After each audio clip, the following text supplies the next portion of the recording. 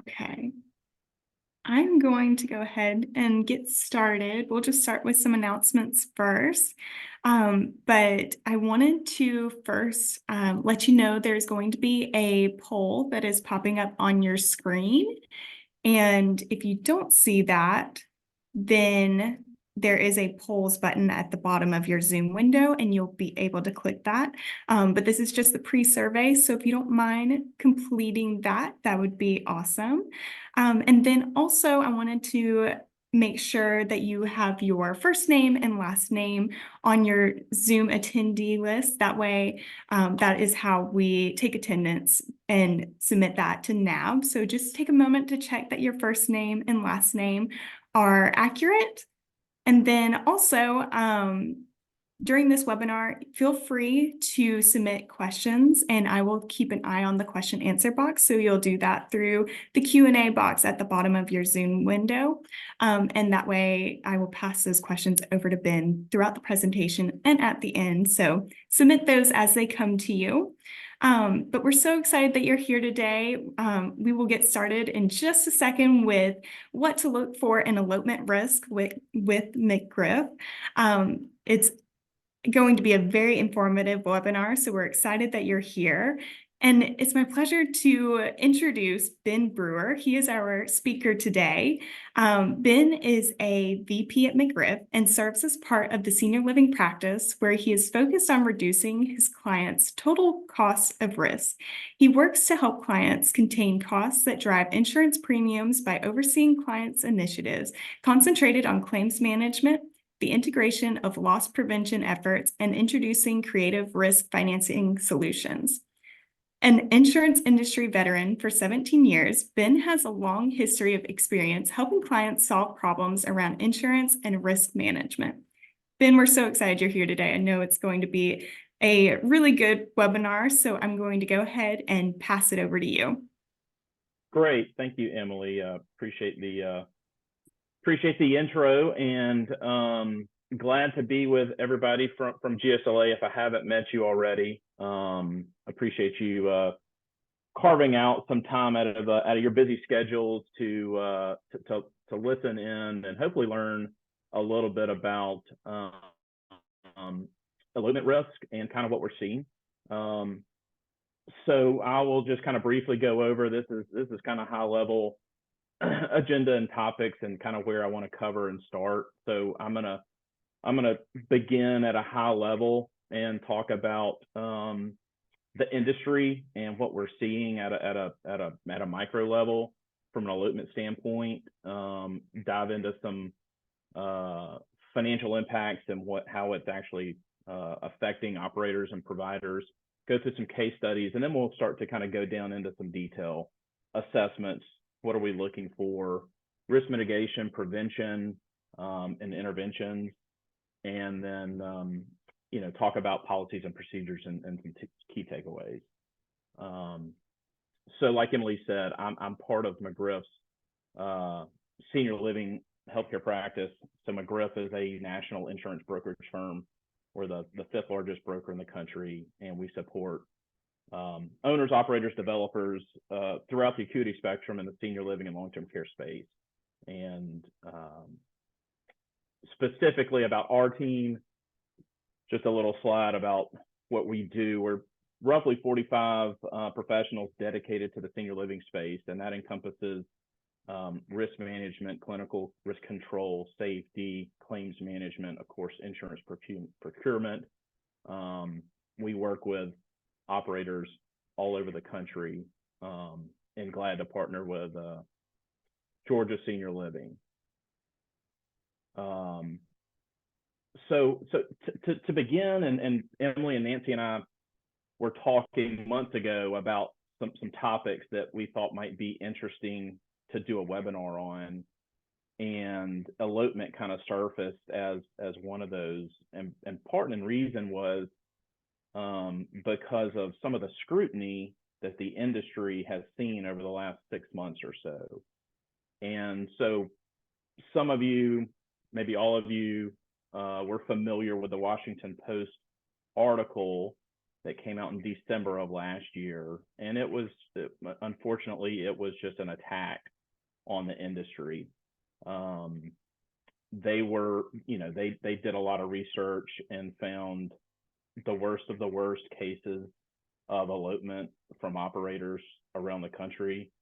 And they highlighted them in this article, and it was an attack actually on the industry. And so as a result of that article and other media outlets, the AJC, as you've seen, has kind of piggybacked off the Washington Post directive. The Senate has created this subcommittee on aging, and they're bringing more attention to regulation around assisted living and senior care providers. And so kind of because of all of this scrutiny and the attack on the industry, and elopement just happens to be the one area where the media felt like they could get the most attention, we kind of wanted to talk about this. So when we talk about elopement, probably not a big surprise to this audience, what are the financial risks? So we work with, of course, a lot of insurance companies in the space, one of whom is CNA, and they're a big writer of senior living operators. And so CNA releases a report every other year about their claims in their senior living portfolio. And so we can look at their data to see where claims are coming from, what's driving them, the cost and whatnot. So a lot of this data comes from CNA. And so you can see, when we're looking at closed claims, of course, resident falls at the top. That's the most common, most frequent incidents that we see. Elopement is at the very bottom of this list, 1.8%, you can see. So we know, and you're not surprised to hear this, elopements do not happen often. From a frequency standpoint, it just doesn't happen that often. But when we look at like the cost, so this graph over here shows total incurred. So what is the actual cost for any one elopement? You can see in 2021, it was the highest of all incidents that happen in your communities. Elopements are the most expensive. So like I said, it's probably not a surprise that you hear this. They don't happen often, but they're very expensive. Kind of sums that up. This is kind of more the same. This is saying the top 4 most expensive incidents or accidents, allegations. Elopement's number 1. As a result of elopement, there can be a number of different injuries or death. We always think of, a death being the worst case scenario, but there's other things that can happen. Falls, fractures, head injuries. Here's another statistic from another insurance company, kind of alluding to the same thing. Very small percentage of actual claims that come out of elopement, but the largest from a dollar perspective. So we know that they don't happen often, but they're very, very costly. And I think that was part of the response to the Senate subcommittee from Argentum and some of the other national industry advocates, is that they're making such a big deal about this, and it is a big deal, but it's a very infrequent scenario. So one of the areas that's really contributing to a lot of that financial impact is the state of the litigious environment, and specifically here in Georgia. Unfortunately, Georgia was ranked for the 2nd year in a row the #1 judicial hellhole in the country. So not an award that we like to have, but it just goes to show the state of what the litigious environment looks like here in Georgia. The attorneys that are in our state that are fighting to defend you as the operator have an uphill battle with the cases they're bringing. A lot of it is, we talk about nuclear verdicts. You may have heard of this terminology, but that's a verdict that's above 10 million. And so over the last 5 years, we've seen such a increase in verdicts over that threshold, from January of 2018 through April of 23, there was 39 nuclear verdicts awarded in Georgia, with 12 of those coming in 2022. So that's driving a lot of the state of the litigious environment and how carriers and attorneys are responding to incidents, not just elopement, but any type of incident. And the other thing is the third-party litigation funders. We've you may not have heard about this terminology, but there's private equity firms out in the country that are helping fund these cases, and that's another area that's contributing to a challenged litigious environment.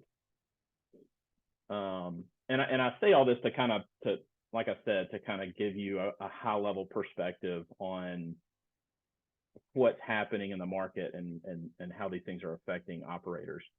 So a couple of case studies to look at. This was from 2021 in Arkansas, and it's kind of a similar story you've probably all heard of, hopefully never experienced, but it was an Alzheimer's resident who wandered off through a back door. And the key point here is shortly after being admitted, he went outside, the alarm sounded. For whatever reason, I don't know the details, the alarm wasn't responded to. They didn't find him. He was found 13 days later in a wooded area. Of course, he had passed. And so the family settled for $2 million with that community for the incident. Just an unfortunate, terrible scenario and situation. The other case study was in California from 2017. And so this one involved another memory care unit resident, older. She wandered outside through a door that was thought to be locked, went into the courtyard. She fell, broke bones in her face and other injuries. She was reported to have been outside for 45 minutes to an hour, where she later passed of her injuries. And of course, in California, it's a challenged state. So the jury, put it against the operator. It was a $5 million verdict, broken out by the wrongful death verdict of 2.1, 2.5 in punitive damage, and 400,000 for elder abuse. So, I think everybody can agree, it goes without saying, these incidents are very costly and so unfortunate. So when we talk about elopement, I think it's important for everybody to understand, how do we define elopement? And I think this can be a little tricky.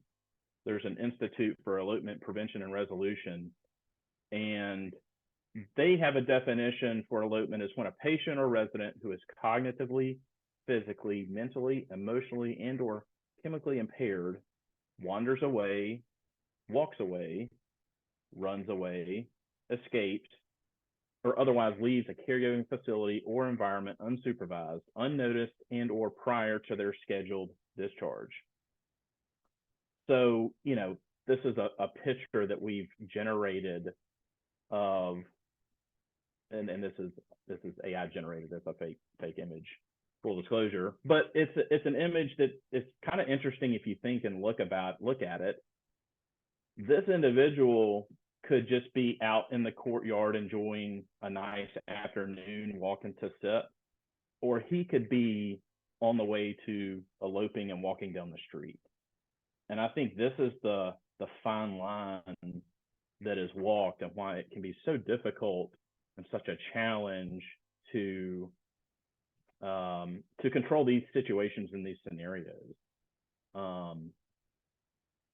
So a few statistics about this, and I think this points to that first case study from Arkansas. 45% of elopement cases, the event occurred within the first 48 hours of admission. So that elopement in Arkansas, that resident had just been admitted only hours before. And I think that those first 48 hours are the most vulnerable moments, especially when we've admitted somebody with a known elopement risk or prior elopement. Those first 24 to 48 hours are so critical, and there's so much vulnerability right there. So just by concentrating on those new admissions, obviously that's going to address a lot of the risk. Um, we all know this is a recurring issue. 72% of wandering residents who successfully elope will try to do it again. So it's a continual thing that they are, if they're trying to get out or trying to wander or trying to go outside, they're going to continue to do that. The vast majority, 80% of claims, elopement claims, involve residents who are described as chronic wanderers.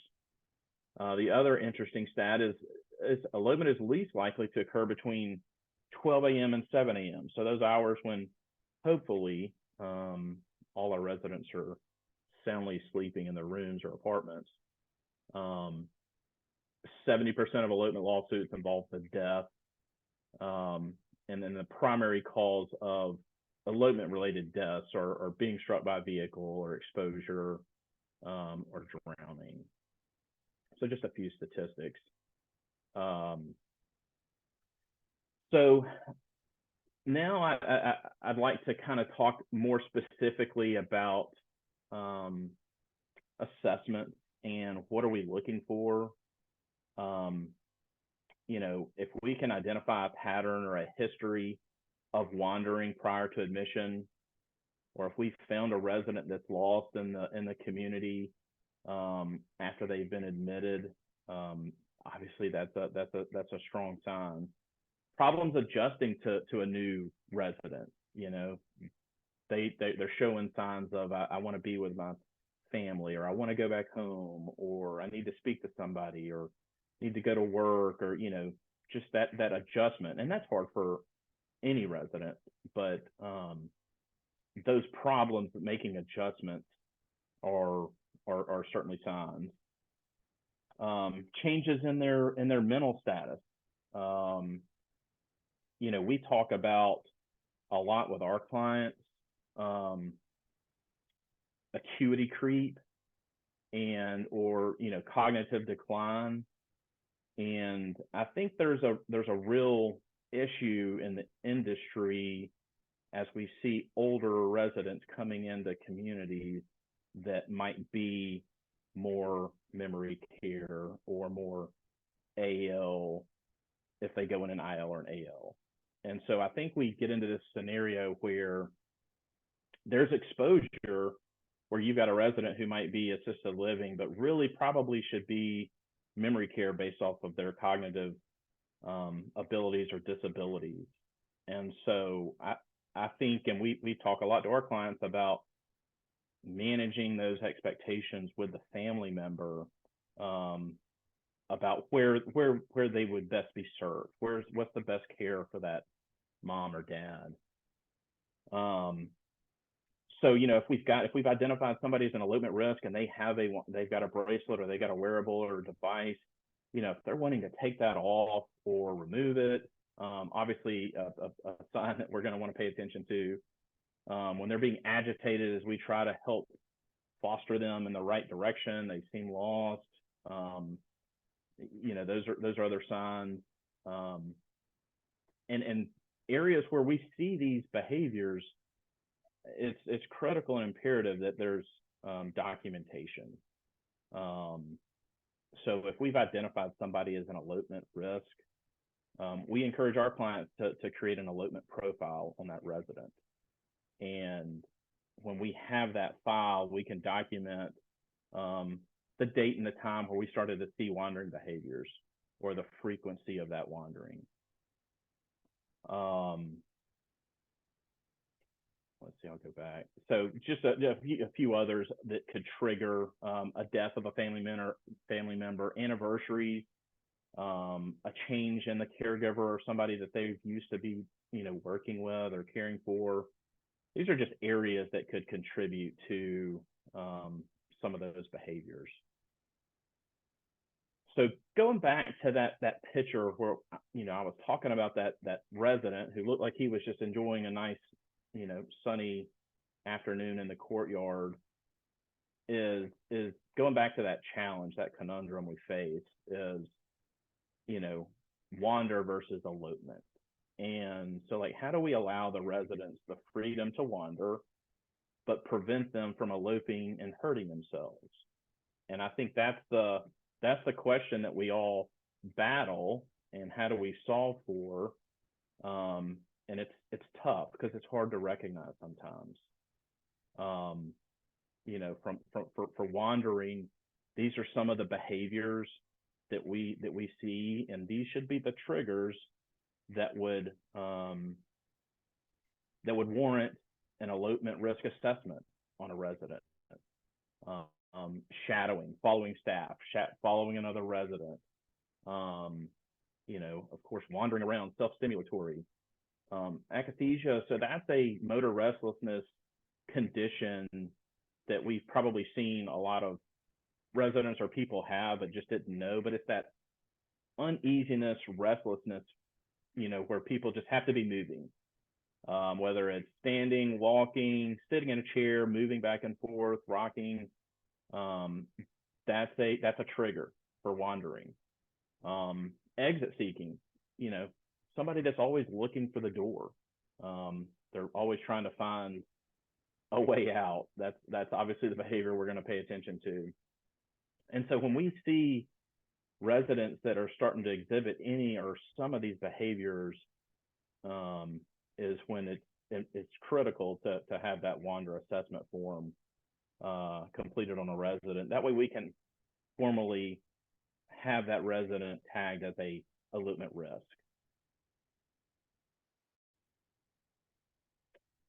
So some risk mitigation and prevention measures.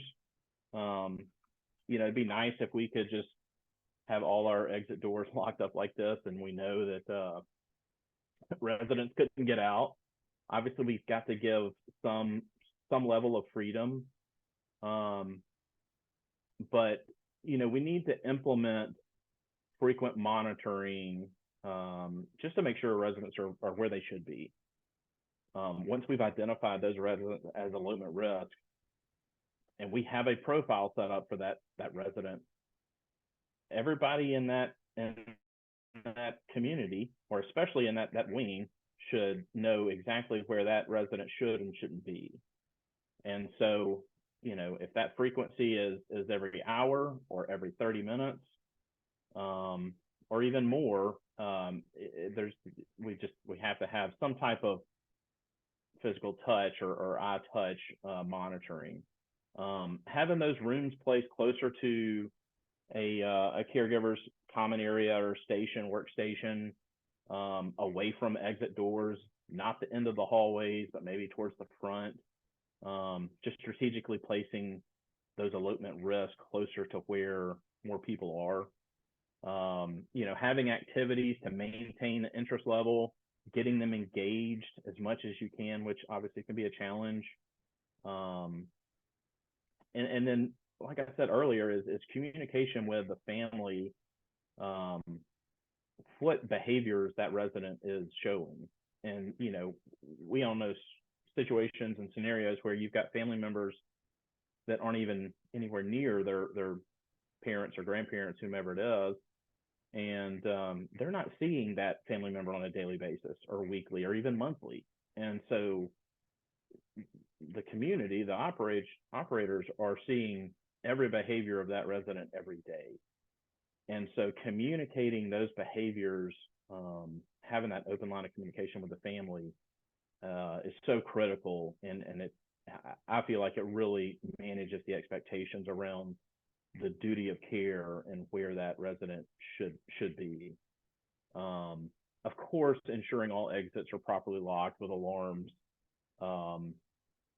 That kind of goes without saying. So a continuation on some of the risk mitigation and prevention measures. So we have environmental controls that we can look at. from alarm systems, door leading to stairwells, uh, interior fence courtyards, safety locks and keypads that can restrict access, um, window openings. We hear of so many not so many, but stories where residents have figured out a way to get out a window. And so having those windows secure all the time, elevator controls, fence perimeters. This picture is a creative solution that I think is a inexpensive way to kind of combat and control, you know, the doorway. Is, elopement risk residents are always looking for an exit, and their cognitive ability may not be there to decipher what a door looks like. And so having a mural painted on the exit door to kind of camouflage and I think is a creative solution that certainly could work. A resident may see this and just not know or not think that that's a way out. Um, and then so once we've got these controls in place, whatever level of controls they are with doors, alarms, and locks, is we have to have a routine or a program to check and verify. Um, the door alarm codes are changed, sensors are checked, um, you know, whether it's wearables or watches. Um, you know, say a battery dies in a wearable device, and that doesn't trigger somebody that's wandered out. So we've got to put a system and a plan in place to kind of verify all these controls that we're trying to put in front of these residents to keep them from wandering off. Um, so a continuation. I think this is common sense, but taking alarms seriously, conducting a resident check following door alarm sounding. Um, I could, and I have not worked in a community, but I could see a scenario where everybody's doing their jobs, people are coming and going, and you hear an alarm or a door chime, and people may not think too much of it. We've got to put it in the mindset that that's a potential of somebody that's left that shouldn't have. I think it's critical and important to have quarterly or semi-annually elopement drills, and I think it's important to kind of have those drills unannounced, and that's just a way for our community to practice what is our plan for when this happens. And then when we have that drill, is go back and evaluate where did we succeed or where did we fail? What did we do wrong, or what should we have done differently? And I think these drills are critical to kind of making an assessment for where we're vulnerable in this process. This was a picture, actual surveillance image of a resident, and this was actually taken from that Washington Post article. You can see this resident had wandered out of her room, and I think this was a case where it was middle of the night. I think that was 2:09 a.m. The door exits you can see were barricaded, but it wasn't locked, and that didn't deter the resident. And they were up north, and the door made an alarm. I think it triggered an iPad or the monitoring system, and staff went outside. This was up north. It was snowy, wintertime, and went outside, but didn't see any footprints, tracks in the snow, or anything, and didn't think anything of it. Unfortunately, she passed in the elements and the conditions. So obviously this community was probably trying to do everything right. They had a barricade. Unfortunately, the door was not locked. It triggered an alarm, and the staff responded, but didn't find the resident. So I think it's just an example of, you can be doing so many right things, and unfortunate situations can come of that. Um, so when we talk about the prevention, um, we look at a holistic view of how we can kind of help mitigate and prevent these scenarios from happening. There is a lot of technology options in the market, and some of your communities might be using some of these. I don't personally. I don't believe. Actually, I know technology cannot solve this alone. I think tech can help support what communities are doing with their already in place policies and procedures. But there are some kind of neat and creative technology platforms out there and devices and products that can really help, from AI, facial recognition, leaving or putting around exit doors, to now, as I understand it, wearables, and now you can set up a geofence and you can say this resident or this device can't go outside this perimeter, and we can define what that perimeter looks like. If it's just that memory care wing, as soon as that device exits that memory care wing, it's going to alert. So I think there's some, like I said, I think there's some really good products in the market, but I don't think technology alone is not going to solve for the problem. I think it's got to complement what communities are doing already. So, the unfortunate, the unthinkable happens. What are we supposed to do? I think once you've identified a missing resident, the next steps are critical in what happens and how that situation is ultimately determined. Obviously, we want the residents to be as safe as possible with no harm, but there's got to be a plan in place. And so, once we've determined somebody's missing, we've got to document and note the time where when they were determined to be missing and where they were missing from. Where were they supposed to be?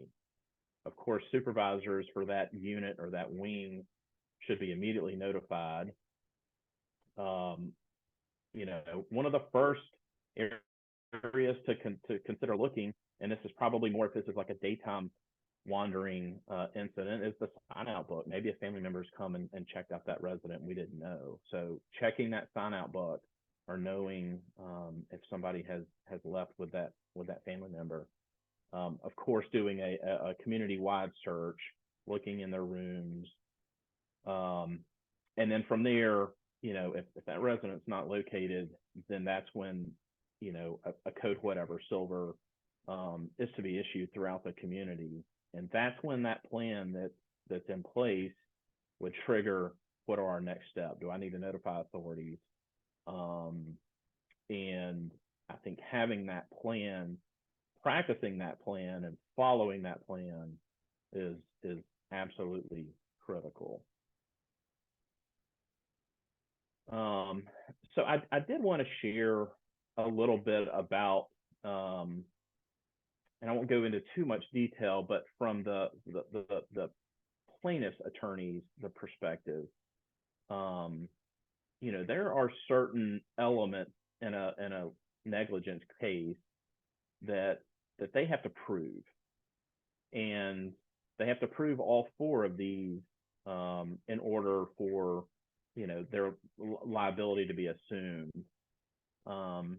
So these are the elements that attorneys are looking for, whether this is whether they're talking about elopement or a fall or whatever. But I think it's somewhat important to kind of understand this is what when a plaintiff attorney is picking up a case for an attorney, these are the elements that they're looking for. Was there a duty or standard of care? Which there's going to be. When we admit a resident, we're going to create that care plan. We're going to have a plan in place for how we care for that resident, and that's going to exhibit our duties.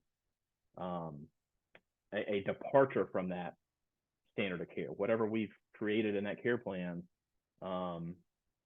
incidents that happen that depart from that standard is an element they're going to look for. Was there harm? Did something happen to that resident that created harm? And then was that harm a reasonable, foreseeable consequence of the failure from the departure of that standard of care? So those are the four elements that attorneys are looking for when they get cases. And some of that, or a lot of that, is kind of legal jargon, and I'm not an attorney by any stretch. But like in layman's term, kind of what does that look for? What does that look like? So, a resident had a known tendency or history of elopement. Appropriate precautions were not taken by the community to prevent the elopement. So that's a scenario. Another example, the facility did not have a policy or procedure in place to prevent elopement. The community had an adequate policy or procedure in place, but it was not implemented correctly. And I think this right here, that bullet point, is probably where the vast majority of these cases fall under, because I would imagine most, if not all, communities probably have some type of elopement plan, procedure, or program in place. But how was it implemented? I think that's kind of where the rubber meets the road. When the elopement occurred, community staff did not take appropriate action, such as notifying authorities to assist in the successful return of the resident. The community did not have a plan in place to locate a resident who eloped. The community had a plan in place to locate a resident, but the plan was not implemented correctly. And then documentation of attempts to prevent elopement and ensuing harm was inadequate. I think this goes back to talking about those behaviors. So when we see some of those wander behaviors, that's going to trigger, we need to do an elopement assessment on this resident. Once that resident is designated or assigned to be an elopement risk, we set up a profile. That way we can document everything that happens in the life of that resident from an elopement and wandering standpoint. And that documentation is critical to these cases. What have we done in the past? What are we doing to prevent and mitigate these scenarios from happening? We've identified this person as an elopement risk, and what are we doing to prevent? I think it's so important. Like I said, I think it's absolutely critical that everybody, every operator, every provider have a program in place for elopement risk. And this is going to be one of the first things, heaven forbid, one of these incidents happens in your community. When the attorney goes to defend, this is what they want to see. What was your policy? What was your procedures for these scenarios? And so these are some of the things that we kind of advise our clients and kind of what they should have in their toolkit, if you will, of elopement risk. So vulnerability assessment, looking at communities from a holistic view and identifying vulnerabilities, wander assessment forms, facility elopement prevention audit, elopement risk assessment, like we talked about, the admission elopement assessment. I think this is one of the best ways to identify that risk is when that resident is admitted, especially if we have known that they were a prior elopement risk. And that assessment is going to flush out some of that info. Creating that resident elopement profile. Once we've identified them as an elopement risk, setting up a profile. The other thing I forgot to mention about that profile, it's important to have updated photos of those residents who we deem as an elopement risk in their profile. But then we've also heard stories of communities where they might have pretty headshots of residents kind of displayed in a common hallway. And there might be a little star or something at the bottom of that picture, real discreet. but the staff may all know that those pictures with a little star are ones that we've identified as an elopement risk, so that everybody in the community knows what that individual, what that resident looks like, who it is. So I thought that was a creative way to kind of make sure everybody's aware, whether it's not just our frontline caregivers, but everybody in the community knows who's at risk. Of course, door alarm drill guidelines, unauthorized leave policy, elopement prevention in courtyards. These are kind of all the areas that we advise in having and putting together kind of a robust elopement program. So, I think when we think about an elopement, an event, an incident happening, it's almost like a chain of dominoes. We've all seen how dominoes fall. One falls, the next, and it continues. And that's kind of how I see elopement incidents. Is there's a series of events that are happening, and it may be over the course of a long time, or it could be in a very short time. But there's a failure at each one of those dominoes that are falling that's keeping that elopement risk. And so all we have to do is have one of those risk mitigation strategies that we talked about stop that domino fall. We talked in earlier, you've got a resident that's an elopement risk, they've got a wander bracelet on.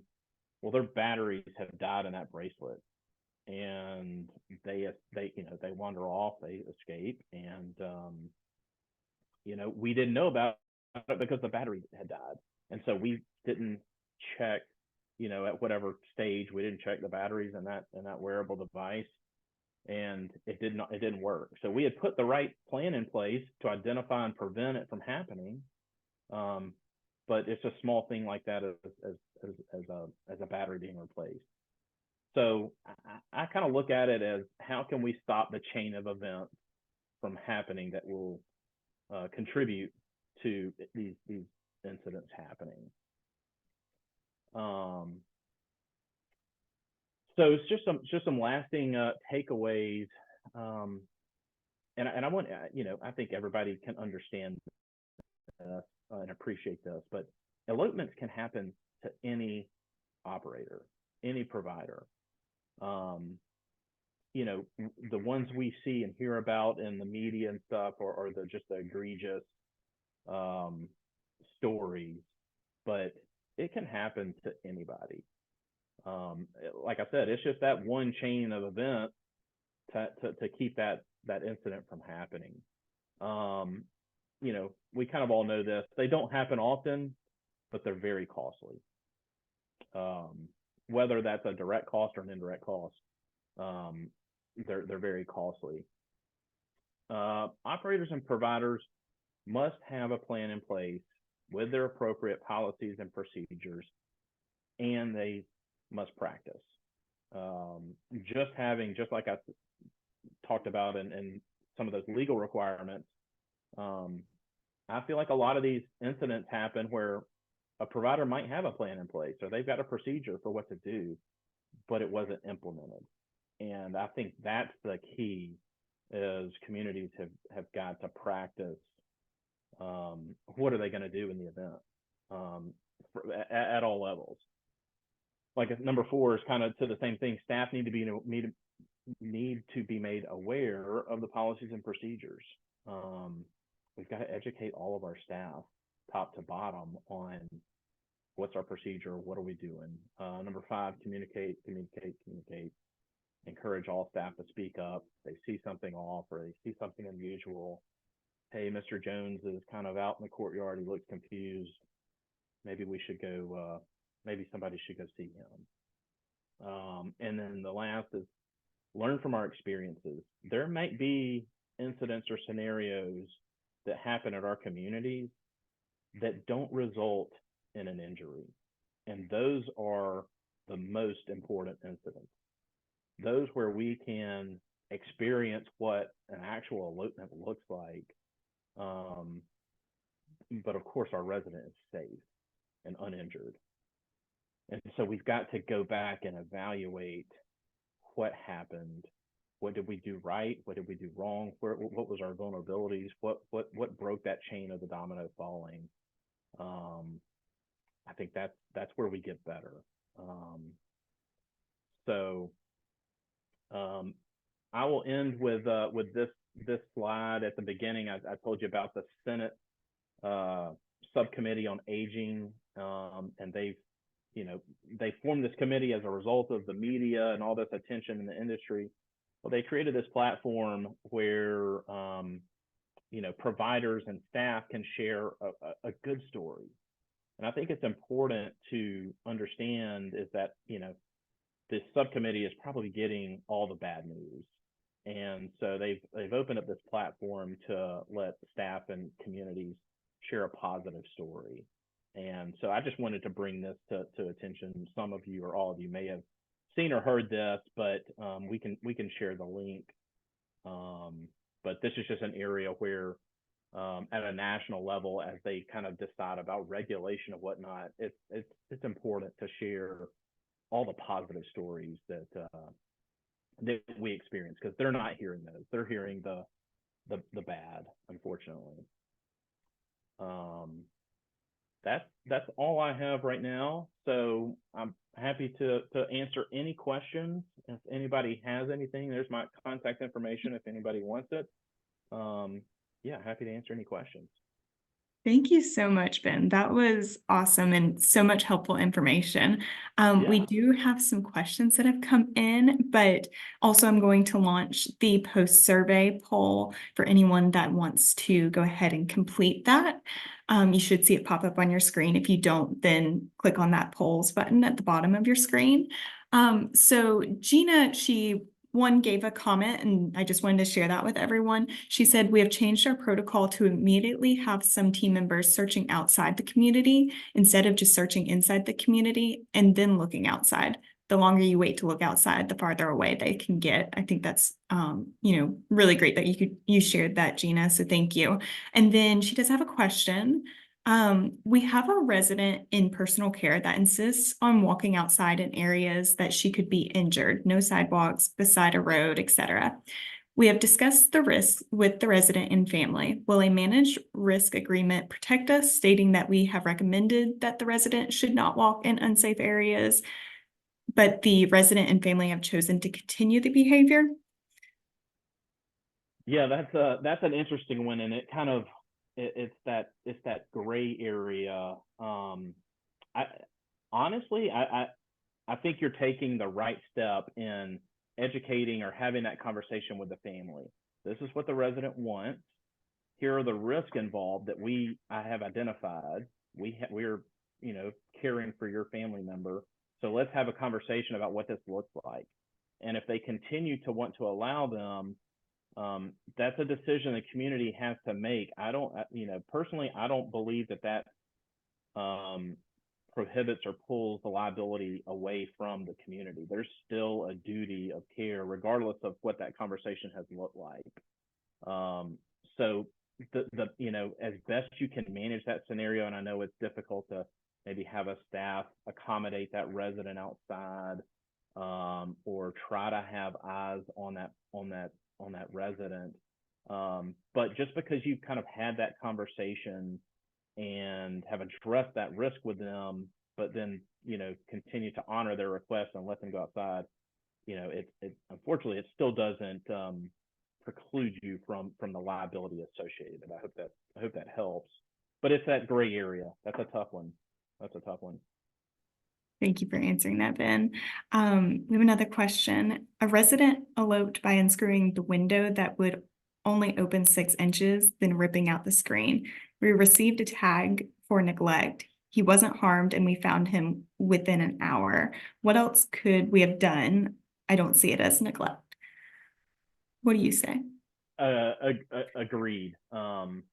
There's scenarios where we can do everything in our power to prevent that resident from getting out, and they're going to find a way to get out. And sometimes that looks like them harming themselves to get out. And I would agree with the commenter's question. What we would do is we would lean on some of the resources and some of the partners that we use on kind of vulnerability assessments and what would we change or what would we do differently. So looking at all of those window locks and how those operate and how those function.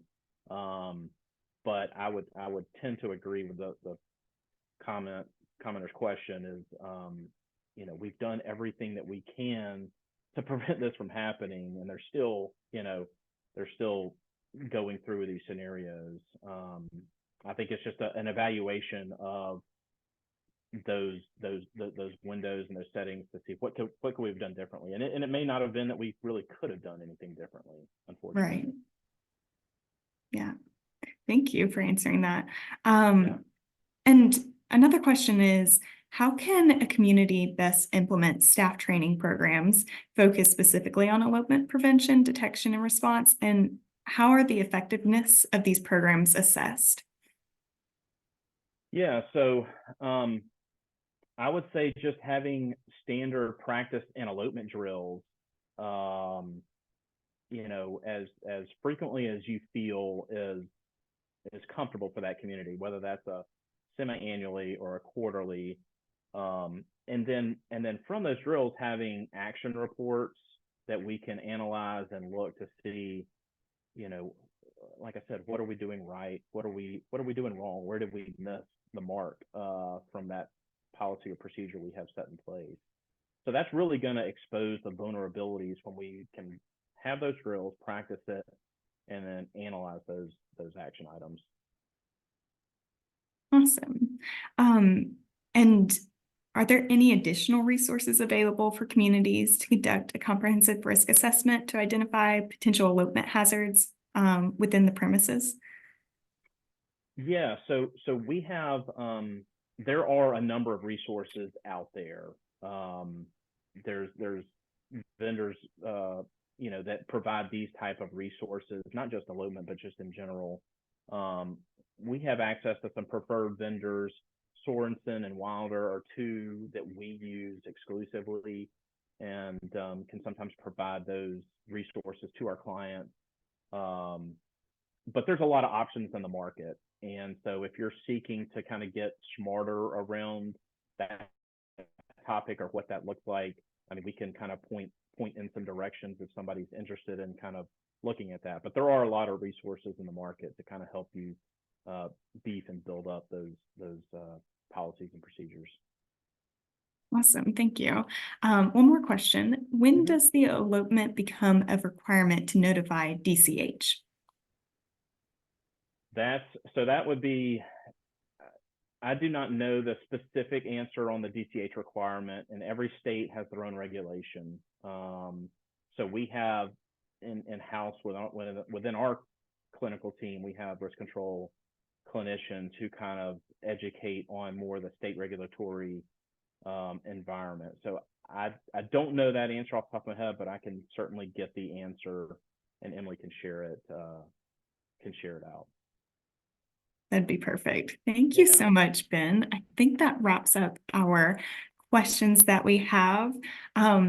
So thank you so much for sharing all of this helpful information and presenting with us today. I think it was, an amazing webinar. So thank you so much. And thank you to our attendees. We hope that you had some positive takeaways from this webinar. Thank you so much for joining us. We will be sharing a copy of the recording and the slide deck within the next couple of business days. And then also, I wanted to let you all know that we do have a regional lunch and learn next week on, it is rules and regs for managing meds, and it's going to be in Macon. So check out our website to see if that's something that you want to register for. And thank you again, everyone. This was wonderful, and I hope you have a great rest of your day. Thank you again, Ben. All right. Thank you.